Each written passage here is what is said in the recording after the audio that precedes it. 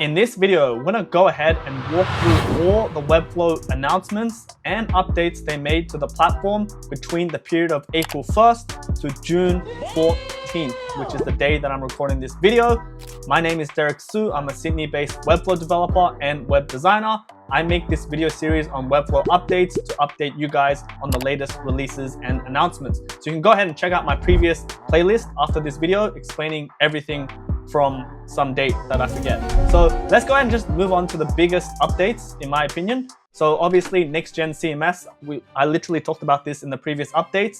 It started rolling out for enterprise customers, but now it's available for everyone. So it is done, it is finished, High level recap, because we already went through it in the previous videos.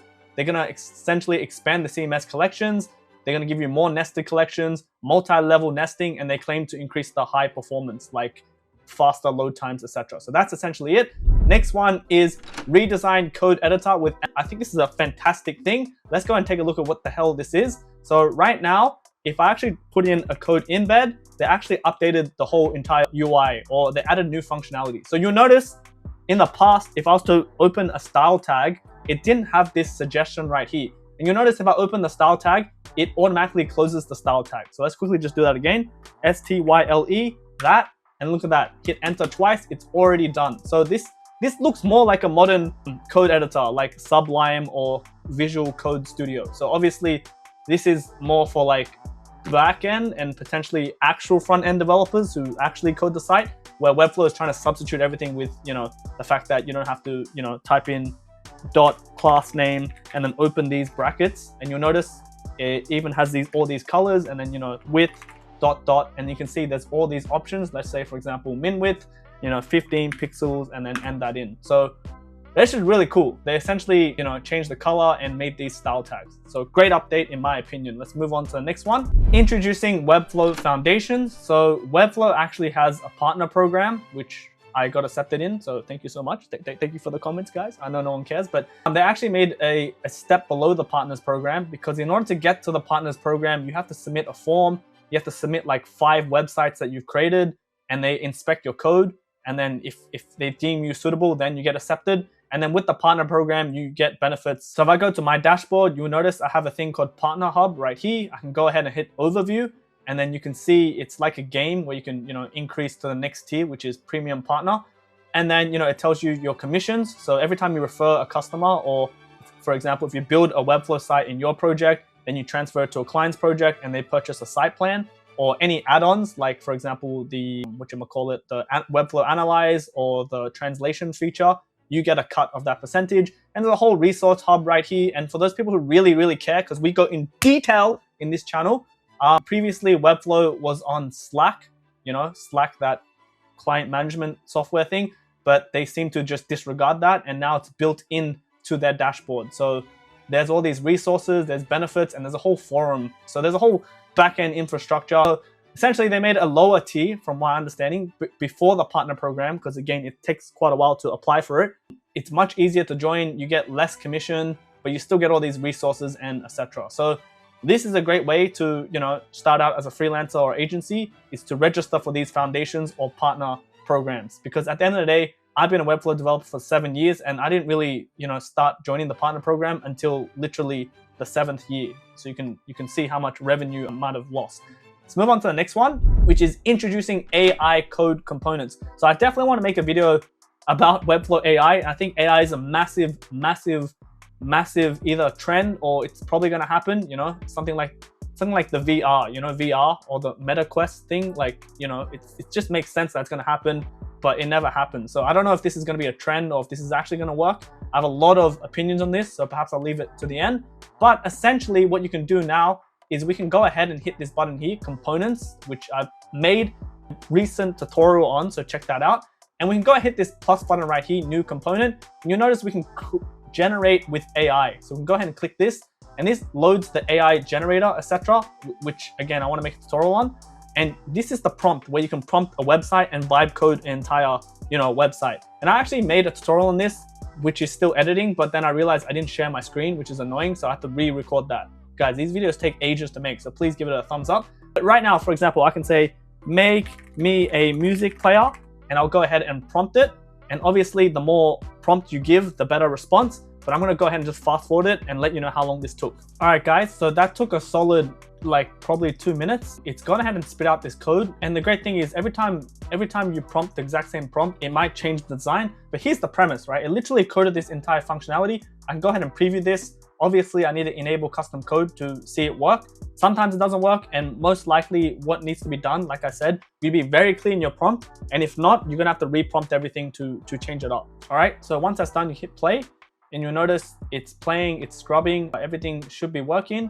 You can even skip the next track. You can see it's got an accordion drop down with the playlist. Pretty cool stuff. But that's the premise, guys, that's the premise. So again, this is in a component, and then you can go ahead and use the component in a library, which I covered in the previous updates, but really crazy stuff what Webflow is being able to do. So that's code components in a nutshell. The next major change is the updates to Webflow pricing. So this is a big deal. Previously, there was actually 3-tier pricing, like the basic plan, then the CMS plan, the business plan, which I literally made a tutorial on. And then literally the next day, as I posted on YouTube, they announced this announcement. So very sad, you know, very, very sad, but who cares? No one cares. So we'll go ahead and just take a look at this. So you can see this is now the pricing. We have starter, we have basic, which is $15, and then we have premium, which is $25.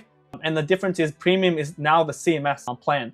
And what they're gonna do is obviously charge more based on your bandwidth.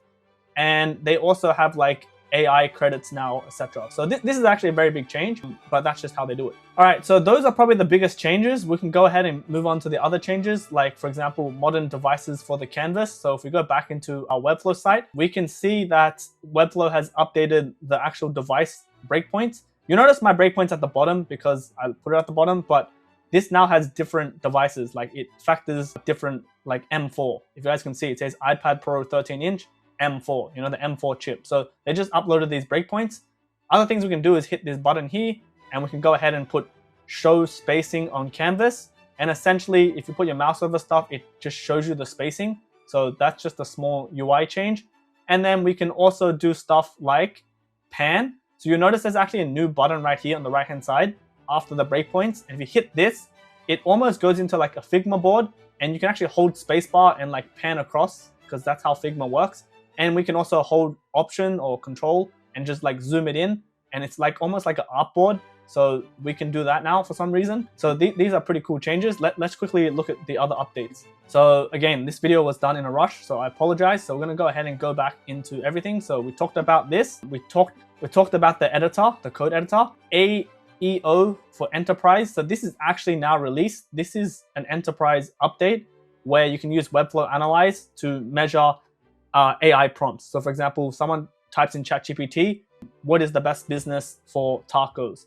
And then if you show up in ChatGPT, this shows you in Webflow Analyze. So that's pretty cool change. We can now reuse page settings on Canvas. So I actually saw this. For example, you notice if I hit this purple button right here, we can actually pull directly from the page settings, like the name, the folder name, the title tag, meta description, open graph description. So we can actually pull these dynamic content in. And this doesn't count as CMS, but this is like dynamic content. So that's really cool. Next update is GSAP. So we know that I think Webflow acquired GSAP, if I remember correctly, but in GSAP, we can now tie in certain components. So that's cool. That has been updated. Again, we talked about this modern browser with the breakpoints. Then we also have GSAP Rive animation. We can go ahead and use that and bind everything. Sorry, I'm not showing you each one because this video will be like 3 hours. This is the Webflow Foundation, which we just talked about. In Webflow Analyze, we can now export charts and tables. So cool. The next one is AI components, which we literally just discussed. And then this one here is dynamic attributes for components.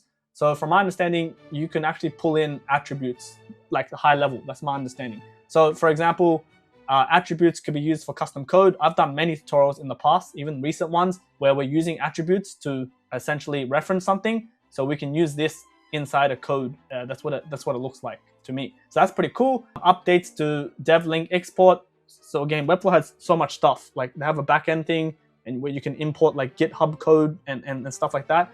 This channel is not really about that, but it shows that Webflow is pretty versatile. So, you know, updates to this. Then we have auto size favicon. So this is actually a pretty good update in my opinion. If we go back to, let's say, one of our project settings, let's say my actual website project, this one right here, site settings right here. we can now upload our favicon and web clip together. And we don't have to, previously we have to upload a favicon to be 32 by 32 pixels, otherwise it just wouldn't work. And then a web clip 256 by 256 pixel. But nowadays we can just hit upload icon and we can literally upload any single size. Let's say, for example, this one here, we'll go hit open, and then this goes ahead and tells us what this is. We can even use that one icon for everything now because it's no longer fixed to 32 by 32 pixels. We can, for example, upload an image that's 500 by 500 pixels and use that as a favicon and a web clip. And of course, we can untoggle this, but that's pretty good update in my opinion. Let's move on to the next one, which is C spacing value. So I just showed you this one is single page publishing. So this is pretty gangster. I believe this is going to be released for enterprise first. It might already be announced, but essentially you can add people in your team, in your workspace, and then you can set them to what they can and cannot publish. So this is pretty good because in the past, when you have a lot of people in your team, you don't want them to publish stuff on top of other stuff. So this is a big problem in Webflow, but I'm glad they're addressing it.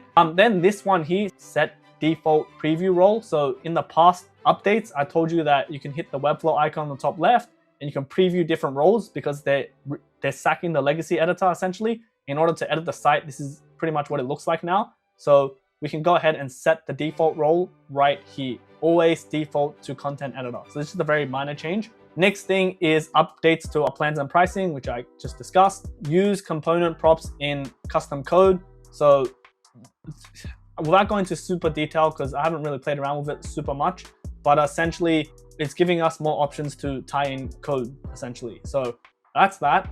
And when we do stuff like this, like you see how this is referencing something inside an embed, like to me, it's like Inception, you know, the movie Inception, like it's a lot of variables inside variables. So that's all it is. It's pretty cool. It's giving us more versatility. Next one is AI translation that formats content with the Webflow locale. So it's an add-on to automatically translate text, because in the past, they didn't have that. And I'm pretty sure everyone was using Weglot. If I remember correct, this one right here, Weglot was like the gold standard, but essentially Webflow made their own Weglot. So that's what that is. And they claim to be using Gemini, Google Gemini now for their translation.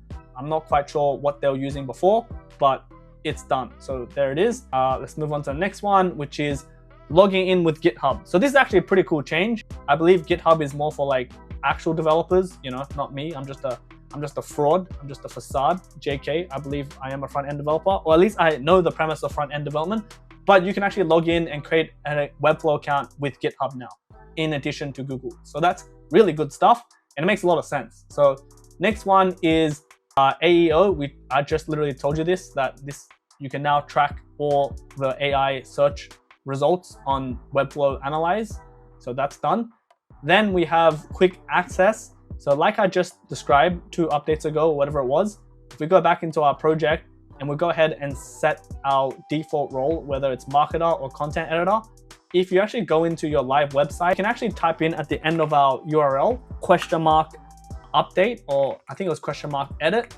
And that literally allows you to go into this specific view really, really fast. And that's what it's doing right here. It's respecting your role that you saved, if that makes sense. So just tiny details. I mean, this is great. So at least they're addressing these tiny minutiae details.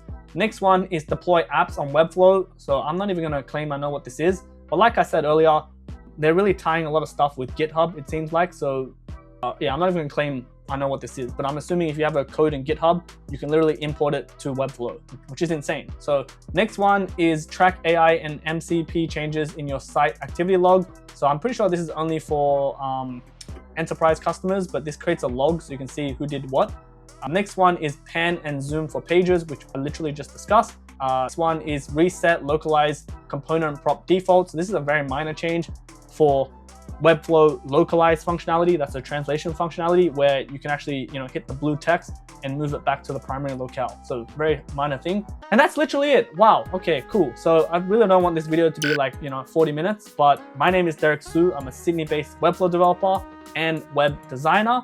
I've done many of these Webflow update videos in the past, so definitely check it out. It's clear to see that Webflow is continually releasing new features. I think a lot of these features, no one really cares that much. Like there were some big ones, which I tried to mention early on, but other ones are just really minor ones and other ones are really just for enterprise customers, which makes sense because that's where their main revenue source is. I think something that I'm really noticing is like their adaptation to AI. I think there are really cool AI functionalities like automatically generating the meta description and the title tags and adding alt tags for the images. I think that's fantastic. And now we saw in this update video, they're doing AI components, and potentially in the future, we might even be able to vibe code an entire website using AI. In fact, the previous updates with the MCP, we can actually connect Claude, and you can kind of do that now already. So it's pretty scary to see. I don't even know if I'm going to be in the job anymore. You know, I'm laughing about it, but I don't know. But I really truly believe websites, based on my experience over 7 years, is like code. That's all it is. Like AI can make you not have to learn code, but you're gonna have to re-prompt stuff. And if you don't understand code, at least the premise, I just don't understand how AI is gonna take it over, if that makes sense. You know, I might regret saying this in 2 years' time, but like, again, so the high level is websites very complicated. How can AI cater for a standardized way of coding? It just doesn't make sense, if that makes sense. I don't know, I'm kind of out of it, man. I drank so much coffee, but again, my name is Derek Su. I've done many of these update videos. I also have a paid Webflow course and a paid freelance course. I'll see you guys in the next update video. Please give this video a like if you enjoyed it. Till then, peace out.